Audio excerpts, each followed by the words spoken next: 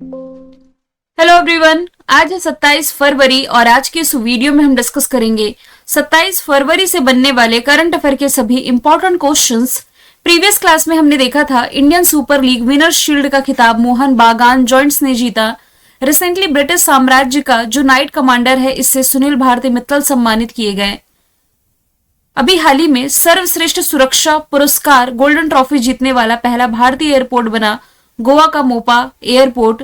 Global fire power ranking के अनुसार रक्षा budget के मामले में अमेरिका टॉप पर है। सचिन तेंदुलकर का रिकॉर्ड बीट करते हुए सबसे तेज 14,000 रन वनडे रन बनाने वाले खिलाड़ी विराट कोहली बने। वित्तीय साक्षरता सप्ताह लॉन्च किया है आरबीआई ने। गिद्ध जनगणना का जो पहला चरण जारी किया गया, मध्य प्रदेश में सबसे अधिक गिद्धों की संख्या बताई गई है। इंटरनेशनल स्पेस स्टेशन मिशन के लिए चुने गए पहले विकलांग अंतरिक्ष यात्री जिनका नाम है जॉन मैकफॉल, इनका संबंध है ब्रिटेन से। और फरवरी 2025 में जर्मनी के अगले चांसलर के रूप में फ्रेडरिक मर्ज की नियुक्ति की गई है। गवाहों की सुरक्षा सुनिश्चित करने के लिए गवाह सुरक्षा योजना लेकर के आई है हरियाणा गवर्नमेंट। सभी क्वेश्चंस हम कल देख चुके हैं। शुरू करते हैं आज का हमारा पहला सवाल इवेंट एंड समिट से रिलेटेड है। पूछा जा रहा है कार्बन बाजार पर पहला अंतरराष्ट्रीय सम्मेलन जिसका नाम है प्रकृति 2025 का आयोजन कहाँ किया गया? तो इसकी मेजबानी राजधानी दिल्ली ने की है। ऑप्शन ए इसका राइट आंसर है। राजधानी दिल्ली में पहली बार कार्बन पर जो अंतरराष्ट्रीय सम्मेलन था, नाम दिया गया है प्रकृति, यह आयोजित किया गया बीईई के द्वारा, ऊर्जा दक्षता ब्यूरो, या इसे आप कह सकते हैं ब्यूरो ऑफ एनर्जी एफिशिएंसी के द्वारा, जो कि केंद्रीय विद्युत मंत्रालय के अधीन है। बात की जाए यहाँ यदि कार्बन की, तो वैसे ही भारत ने वादा कर रखा है कि 2070 तक भारत जो है ये जीरो कार्बन उत्सर्जक देश बन जाएगा। भारत ने ये वादा कब किया था? कोप 26 में। कोप 26 जो कि 2021 में आयोजित किया गया था स्कॉटलैंड के ग्लासगो में। तब प्राइम मिनिस्टर नरेंद्र मोदी वहां पर वादा कराए थे कि 2070 तक भारत जीरो कार्बन उत्सर्जक देश बन जाएगा। हालांकि यहाँ पर जलवायु परिवर्तन को लेकर के होने वाली एक बैठक मैंने आप लोगों के सामने रिलेट करी है, कोप 26, यानी कि 26th एडिशन था। कॉन्फ्रेंस ऑफ पार्टीज इसकी फुल फॉर्म बनती है। पार्टीज का मतलब है इसमें शामिल देश। वैसे ही आप कोप 27 रिलेट कर सकते हैं। ये होगा आपका 2022 में और इसे होस्ट किया था इजिप्ट, या इसे आप कह सकते हैं मिस्र ने। इसके बाद 2023 में ये हुआ कोप 28। कोप 28 की मेजबानी यूएई ने की थी। इसके बाद लास्ट ईयर 2024 में हुआ है कोप 29, कॉन्फ्रेंस ऑफ पार्टीज 29, जिसकी मेजबानी किसने की है? अजरबैजान ने। तो ये भी आप इंपॉर्टेंट मार्क कर सकते हैं। यहाँ यदि बात की जाए राजधानी दिल्ली की, तो इंटरनेशनल सोलर अलायंस का 7वां सत्र राजधानी दिल्ली ने ही आयोजित किया। इंटरनेशनल सोलर अलायंस का अध्यक्ष भारत ही है, आपको मालूम होना चाहिए। CARI की आधारशिला प्राइम मिनिस्टर नरेंद्र मोदी ने यही रखी। Kho kho world cup first time Bharat ने होस्ट किया था, तो राजधानी दिल्ली ने ही इसकी मेजबानी की थी। विजेता मेल फीमेल दोनों कैटेगरी में भारत था। E vehicle policy Delhi government लेकर के आई। पुजारी ग्रंथि सम्मान योजना, अंबेडकर स्कॉलरशिप योजना। हालांकि अंबेडकर स्कॉलरशिप योजना जब लाई गई थी तब यहाँ पर आम आदमी पार्टी की सरकार थी, अब तो भारतीय जनता पार्टी की बन चुकी है। अब दिल्ली में 27 वर्ष के बाद भारतीय जनता पार्टी की सत्ता में वापसी हुई। नई मुख्यमंत्री रेखा गुप्ता बनी। 40 नंबर का एशियाई मत्स्य पालन और जलीय कृषि फोरम राजधानी दिल्ली में आयोजित किया गया। पूसा कृषि विज्ञान मेला यहाँ आयोजित किया गया और भारत का पहला वर्टिकल बायोफेशियल सोलर प्लांट भी यहीं स्थापित किया गया है। तो हमने दिल्ली के करंट अफेयर देख लिए। अब यहाँ से ऑप्शन के बारे में यदि हम रिलेट करें, तो कुछ दिन पहले मैंने आपको बताया था 10वें क्रम का ये जो अंतरराष्ट्रीय महिला सम्मेलन है 2025 का आयोजन बैंगलोर में किया गया। पटना बिहार की कैपिटल है। 50वें क्रम का जो अखिल भारतीय पीठासीन सम्मेलन था पटना ने होस्ट किया। और 2025 में ही इंडियन आर्मी का जो परेड रहा, मतलब कि इंडियन आर्मी डे के मौके पर 15 जनवरी को जिस परेड का आयोजन किया गया महाराष्ट्र के पुणे में ही। सवाल नंबर दूसरा है, फरवरी 2025 में अभ्यास सागर कवच भारत के किस तटीय राज्य में आयोजित किए गए? तटीय राज्य में, यानी कि जो कोस्टल लाइन वाले राज्य है, यहाँ महाराष्ट्र है, यहाँ पश्चिम बंगाल है, यहाँ पर गुजरात है और यहाँ पर ओडिशा है। तो वैसे तो 4 ऑप्शन में लिखे हैं, चारों ही तटीय राज्य हैं, लेकिन ऑप्शन आपका आंसर सही हो जाएगा बी। पश्चिम बंगाल से लगभग 158 किलोमीटर तटीय क्षेत्र में ये जो अभ्यास था आयोजित किया गया है इंडियन कोस्ट गार्ड ने, आईसीजी ने। इस अभ्यास का उद्देश्य भारत की जो कोस्टल सिक्योरिटी है इसे मजबूत करना और विभिन्न एजेंसियों के बीच में समन्वय यानी कि कोऑर्डिनेशन बैठाना है। बात की जाए यदि इंडियन कोस्ट गार्ड की, जो कि 1 फरवरी को अपना स्थापना दिवस मनाता है, पी शिवमणि एट प्रेजेंट इसके प्रमुख हो जाएंगे। अब यह अभ्यास पश्चिम बंगाल में आयोजित किया गया। राजधानी कोलकाता, मुख्यमंत्री ममता बनर्जी, राज्यपाल सीवी आनंद बोस है। नेशनल पार्क में बक्सा, गौरुमारा, जल्दापारा, सिंगलीला आप रिलेट कर सकते हैं। इसके अलावा करंट से रिलेट करेंगे तो सौरभ गांगुली इस राज्य के ब्रांड एम्बेसडर है। गंगा सागर मेला यहाँ आयोजित किया गया। राजीव कुमार यहाँ के नए पुलिस महानिदेशक बने। पॉक्सो फास्ट ट्रैक 5 यहाँ नए स्थापित किए जाने हैं। पूर्व मुख्यमंत्री बुद्धदेव भट्टाचार्य का निधन हुआ। एंटी रेप बिल यहाँ की विधानसभा में पास हुआ है। यहाँ के पर्यटन क्षेत्र को अंतर्राष्ट्रीय मान्यता मिली और बांग्यार बारी आवास पहल की शुरुआत इसी राज्य ने की है। एक्सरसाइज भी हम रिलेट कर रहे हैं तो बोंगो सागर भारत बांग्लादेश के बीच होने वाली एक्सरसाइज है। युद्धाभ्यास कोप इंडिया, वज्र प्रहार, टाइगर ट्रम्प, तर्कस ये सभी अमेरिका के साथ होती है। इंद्रा एविया इंद्रा रशिया के साथ, सूर्य किरण नेपाल के साथ, शक्ति वरुण गरुण और फ्रेंजेक्स ये है फ्रांस के साथ। शिन्यू मैत्री, धर्म गार्जियन, वीर गार्जियन और जिमैक्स ये जापान के साथ है। मैत्री है थाईलैंड के साथ। मध्य प्रदेश के किस शहर में ग्लोबल इन्वेस्टर्स समिट 2025 का आयोजन किया गया? इसका आयोजन अभी हाल ही में राजधानी भोपाल में किया गया। इंटरनेट पर इसके मीम्स काफी ज्यादा वायरल हो रहे हैं और वायरल होने का रीजन क्या है? इस इन्वेस्टर समिट में जो खाने का आयोजन किया जाता है ना, हालांकि हर समिट में खाने पीने की व्यवस्था होती है, तो खाने की प्लेट्स के लिए ऐसी भीड़ टूटी है ना, इंटरनेट पर बहुत ही ज्यादा मीम बन रहे हैं कि भाई बताइए इन्वेस्ट करने आए यहाँ, खाने के लिए मारा मारी हो रही, क्या खा के यहाँ इन्वेस्टमेंट किया जाएगा। 24 फरवरी 2025 को मध्य प्रदेश की राजधानी भोपाल में प्राइम मिनिस्टर नरेंद्र मोदी जी के द्वारा ग्लोबल इन्वेस्टर समिट का उद्घाटन किया गया। इस अवसर पर मध्य प्रदेश की राजधानी में कलियासोत डैम के पास ये जो नवनिर्मित टेंट सिटी है, दुनिया भर के सैकड़ों मेहमानों की मेजबानी की गई। ठीक है, अब आप समझ सकते हैं, देखेंगे उस वीडियो को तो आप हंसेंगे भी। इस 2 दिवसीय शिखर सम्मेलन में फार्मा और चिकित्सा उपकरण, परिवहन और रसद, उद्योग, कुछ स्किल डेवलपमेंट, कुछ पर्यटन या एमएसएमई विभाग शिखर सम्मेलन पर विशेष सत्र का आयोजन किया गया।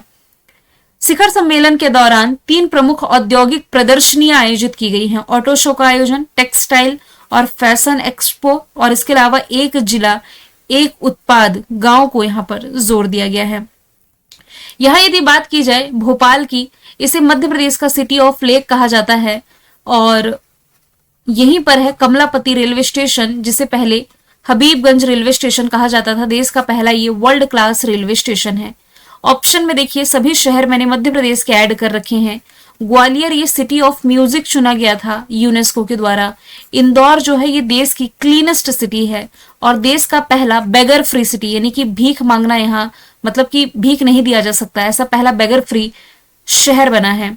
सांची ये है देश की पहली सोलर सिटी, सम्राट अशोक की नगरी, मतलब कि सम्राट अशोक ने ही सांची का निर्माण कराया था। इसे यूनेस्को हेरिटेज लिस्ट में भी शामिल किया जा चुका है। सवाल नंबर 4 है, हाल ही में हेरत फेस्टिवल कहाँ मनाया गया? रिसेंटली ये जम्मू कश्मीर में मनाया गया। हम आप सभी क्या मनाते हैं? महाशिवरात्रि, जो कि अभी हमने कल के दिन 26 फरवरी को सेलिब्रेट करी। तो हेरात को हर या शिव की रात्रि के नाम से भी जाना जाता है। कश्मीरी पंडितों का सबसे बड़ा पर्व है ये हेरत पर्व। इस पर्व की शुभकामनाएं प्राइम मिनिस्टर नरेंद्र मोदी जी के द्वारा दी गई। ये कश्मीरी त्योहार है जो फरवरी और मार्च के बीच फाल्गुन माह में, अब ये हिंदी महीना है फाल्गुन माह, मतलब जिस समय होली सेलिब्रेट की जाती है, इसमें कृष्ण पक्ष की 13वीं तिथि को मनाया जाता है। शुक्ल पक्ष कृष्ण पक्ष महीने में पड़ते हैं ना, तो शुक्ल कृष्ण पक्ष की 13वीं तिथि को मनाया जाता है। देखिए अब ये तिथि आप नहीं समझ पा रहे होंगे तो 15-15 दिन का इसे बांट लीजिए। 13वीं तिथि यानी कि 13वां दिन है, इसके बाद 15वां जब आएगा तो 15वां मतलब पूर्णिमा लग जाती है, फिर 15 दिन बाद अमावस आ जाता है। तो ऐसा कृष्ण पक्ष और शुक्ल पक्ष ये बटा हुआ होता है। अब यदि मैं बात करूं फेस्टिवल्स की, तो कचई लेमन फेस्टिवल मणिपुर में मनाया जाता है। मोंडेरा डांस फेस्टिवल गुजरात में, पुष्कर मेला और डेजर्ट फेस्टिवल है जैसलमेर का, ये राजस्थान में। हेमस फेस्टिवल लद्दाख में, सोनपुर बिहार में, बीकानेर ऊंट महोत्सव राजस्थान में, फूलों का त्योहार है बतकुम्मा, ये मनाया जाता है तेलंगाना में। तेलंगाना में ही एशिया का सबसे बड़ा जनजातीय फेस्टिवल समक्का सरक्का मेदाराम जथारा का आयोजन किया जाता है। कृषि का त्योहार हरेली छिरछेरा छत्तीसगढ़ में, योशांग मणिपुर में, नागा मिर्च महोत्सव नागालैंड में, परशुराम कुंड मेला अरुणाचल प्रदेश में, सरहुल फेस्टिवल झारखंड में, और अंतरराष्ट्रीय गीता महोत्सव का आयोजन रिसेंटली हरियाणा में किया गया। तो हिमाचल प्रदेश में अभी हाल ही में फ्लाइंग फेस्टिवल का आयोजन किया गया। तेलंगाना का फेस्ट हम देख चुके हैं। ओणम रिलेट करेंगे तो ये केरला में मनाया जाता है। किस देश को अंतरराष्ट्रीय समुद्री नौवहन सहायता संगठन के उपाध्यक्ष पद के लिए चुना गया है? रिसेंटली जो देश भारत है, इसे अभी हाल ही में इस ऑर्गेनाइजेशन के उपाध्यक्ष पद के लिए चुन लिया गया है। सिंगापुर में अभी इसकी जो आम सभा का आयोजन किया गया था, पहली आम सभा में भारत का चुनाव किया गया। 18 से 21 फरवरी जो समिट चली, इसमें भारत को उपाध्यक्ष चुना गया। हालांकि भारत का ये जो चुनाव है, ये समुद्री मामले में भारत के मजबूत लीडरशिप और कंट्रीब्यूशन को दर्शाती है। बात की जाए यदि भारत की, तो भारत वैसे इंटरनेशनल सोलर अलायंस का अध्यक्ष है, उपाध्यक्ष इसका फ्रांस है। अगला सवाल है, भारतीय नौसेना ने किस राज्य को देश के पहले अंडर वाटर म्यूजियम के लिए गुलदार जहाज सौंपा है? अंडर वाटर म्यूजियम यानी कि पानी के अंदर जो म्यूजियम बनेगा, इसके लिए गुलदार जहाज अभी हाल ही में महाराष्ट्र को सौंपा गया है इंडियन नेवी के द्वारा। तो भारतीय नौसेना का आईएनएस गुलदार, आईएनएस का मतलब होता है इंडियन नेवी शिप। तो गुलदार ये भारत का पहला अंडर वाटर म्यूजियम बनेगा, क्योंकि इसे महाराष्ट्र पर्यटन विकास निगम लिमिटेड को सौंप दिया गया है इंडियन नेवी के द्वारा। तो इस अंडर वाटर टूरिज्म प्रोजेक्ट में ये जो आईएनएस गुलदार है, इसे सिंधु दुर्ग जिले में डुबाया जाएगा पानी के अंदर, और इसका इस्तेमाल स्कूबा डाइविंग के लिए किया जाएगा। एक तरह से वाटर टूरिज्म को इसमें प्रमोट किया जाएगा। तो ये जहाज पिछले साल करीब 4 दशक की सर्विस देने के बाद रिटायर्ड करार किया गया था। तो डूबा हुआ ये जो जहाज है, ये स्कूबा गोताखोरों के लिए मतलब जो कोरल के नजारे देखना चाहते हैं और समुद्री पारिस्थितिकी तंत्र का एक अनूठा अंडर वाटर एक्सपीरियंस है जो कि प्रोवाइड कराएगा। अब महाराष्ट्र की बात की जा रही है। कैपिटल मुंबई, मुख्यमंत्री देवेंद्र फडणवीस, राज्यपाल सीपी राधाकृष्णन है। नेशनल पार्क में संजय नवेगांव पेंच आप रिलेट कर सकते हैं। करंट से रिलेट करेंगे तो देश का पहला अपतटीय हवाई अड्डा यहाँ स्थापित किया गया। भारत की जीडीपी में सबसे अधिक कंट्रीब्यूशन देने वाला राज्य है। नासिक में जनजातीय विश्वविद्यालय, सबसे गहरा पानी वाला वधावन पोर्ट का उद्घाटन यहाँ किया गया। फॉरेन डायरेक्ट इन्वेस्टमेंट का सबसे बड़ा प्राप्तकर्ता राज्य महाराष्ट्र है। परेड पुणे में आयोजित की गई, बता चुकी हूँ। पहली एआई यूनिवर्सिटी महाराष्ट्र में बनेगी और सुजाता सोनिक महाराष्ट्र की पहली महिला मुख्य सचिव बनाई गई हैं। अगला सवाल है, किस कंपनी ने एआई मॉडल मैग्मा का अनावरण किया है? तो ये मैग्मा नाम का एआई मॉडल, जिसका अनावरण अभी हाल ही में अमेरिकी कंपनी माइक्रोसॉफ्ट के द्वारा किया गया है। माइक्रोसॉफ्ट के शोधकर्ताओं ने एक नए फाउंडेशन मॉडल की घोषणा करी है जो कि एजेंटिक कार्य कर सकता है। मैग्मा इसका नाम है। माइक्रोसॉफ्ट का फॉर्मेशन ईयर 1975 है। अमेरिका में मुख्यालय। इसके जो सीईओ हैं भारतीय मूल के सत्या नडेला हो जाएंगे। इसके अलावा गूगल ये भी अमेरिकी कंपनी, इसके द्वारा लॉन्च किया गया चैट बॉट का नाम बार्ड है। हालांकि बाद में इसने अपना नाम बदला था, जेमिनी किया था। मेटा जो है अमेरिका से भारत के बीच 50,000 किलोमीटर तक ये अंडर वाटर केबल बिछाने जा रहा है। दुनिया का सबसे शक्तिशाली जो रॉकेट है जिसका नाम स्टारशिप है, लॉन्च किया गया था स्पेसएक्स के द्वारा, जिसके मालिक हो जाएंगे एलन मस्क। क्वेश्चन 8वां है, ऑक्टेन सिडनी क्लासिक 2025 स्क्वैश प्रतियोगिता का एकल खिताब किसने जीता? तो ये रिसेंटली जीत लिया है भारत के सौरभ घोषाल ने। ऑप्शन बी इसका राइट आंसर है। स्क्वैश खिलाड़ी सौरभ घोषाल ने अपनी अंतरराष्ट्रीय संन्यास को खत्म करते हुए ऑक्टेन सिडनी क्लासिक 2025 ये जो स्क्वैश प्रतियोगिता थी, इसमें एकल खिताब अपने नाम किया। हालांकि इन्होंने लास्ट ईयर अप्रैल 2024 में ही स्क्वैश से संन्यास का ऐलान कर दिया था। तो अभी फरवरी के महीने में ऑस्ट्रेलिया के सिडनी में जो स्क्वैश प्रतियोगिता का आयोजन किया गया, इसमें इन्होंने एकल खिताब अपने नाम कर लिया है। पीआर श्रीजेश ये हॉकी से संबंधित है, लेकिन अब ये संन्यास ले चुके हैं। प्रवीण कुमार पैरा एथलीट हैं। इस साल जिन 4 लोगों को मेजर ध्यानचंद खेल रत्न अवार्ड मिला, प्रवीण कुमार का नाम भी शामिल है। अन्य में मनु भाकर है, हरमनप्रीत सिंह, मनु भाकर शूटिंग से रिलेटेड है। हरमनप्रीत सिंह ये हो जाएंगे हॉकी से। तीसरे प्रवीण कुमार है और एक और नाम है इसमें, शूटिंग हो गया। अच्छा, एक नाम चेस से रिलेटेड है, डी गुकेश। सबसे कम उम्र में वर्ल्ड चैंपियन बने थे, चेस वर्ल्ड चैंपियन 18 वर्ष की उम्र में। 9वें नंबर का सवाल है, महाराष्ट्र ओपन एकल 2025 का खिताब किसने जीता? ये रिसेंटली जीत लिया है डेलिबर सुरेसिना ने, जो कि चेक रिपब्लिक से बिलोंग करते हैं। इन्होंने फाइनल में अमेरिका के ब्रेडन होल्ट को हरा करके महाराष्ट्र ओपन टेनिस प्रतियोगिता में मेन सिंगल का टाइटल जीता, जो कि फरवरी के महीने में महाराष्ट्र के पुणे शहर में आयोजित किया गया था। बालेवाड़ स्टेडियम में खेला गया था। पंकज आडवाणी के बारे में तो हम देख चुके हैं। राफेल नडाल ये टेनिस से संन्यास ले चुके हैं, स्पेन से बिलोंग करते हैं। जेनिक सिनर इटली से बिलोंग करते हैं। अभी ऑस्ट्रेलियाई ओपन था ना जो, इसमें मेन सिंगल का टाइटल इन्होंने ही जीता था। करंट से रिलेट कर यदि स्पोर्ट्स के सवाल जो हाल फिलहाल वाले हैं वो मैं बता देती हूँ। मेजर ध्यानचंद खेल रत्न अवार्ड बता चुकी। पंकज आडवाणी का नाम आप बिलियर्ड से रिलेट करेंगे, ये हमने देखा था। अभी जो चैंपियनशिप चल रही है इसमें 11,000 वनडे रन बनाने वाले दूसरे सबसे तेज खिलाड़ी रोहित शर्मा बने, पहले विराट कोहली है। इसके अलावा संतोष ट्रॉफी पश्चिम बंगाल ने, स्पेनिश सुपर कप बार्सिलोना ने, विजय हजारे ट्रॉफी कर्नाटका ने, खो खो वर्ल्ड कप देख चुके हम, शतरंज वर्ल्ड कप की मेजबानी भारत करेगा। और पंकज आडवाणी ने एशियाई स्नूकर चैंपियनशिप 2025 का ये खिताब अपने नाम किया। मार्च 2025 में 12वां क्षेत्रीय ये जो 3R और सर्कुलर इकोनॉमी फोरम आयोजित की जाएगी। ये पूछा जा रहा है होस्ट कौन करेगा, तो मार्च के महीने में इसे होस्ट करने जा रहा है जयपुर, जो कि राजस्थान की कैपिटल है। इस फोरम का आयोजन 3 से 5 मार्च तक राजस्थान की राजधानी जयपुर में ये जो राजस्थान इंटरनेशनल सेंटर है यहाँ आयोजित किया जाएगा। ये जो आयोजन है एशिया पैसिफिक क्षेत्र में जो सस्टेनेबल डेवलपमेंट गोल हैं, इसके अलावा कार्बन तटस्थता को प्राप्त करने की दिशा में सर्कुलर समाज को साकार करने की थीम पर केंद्रित होगा।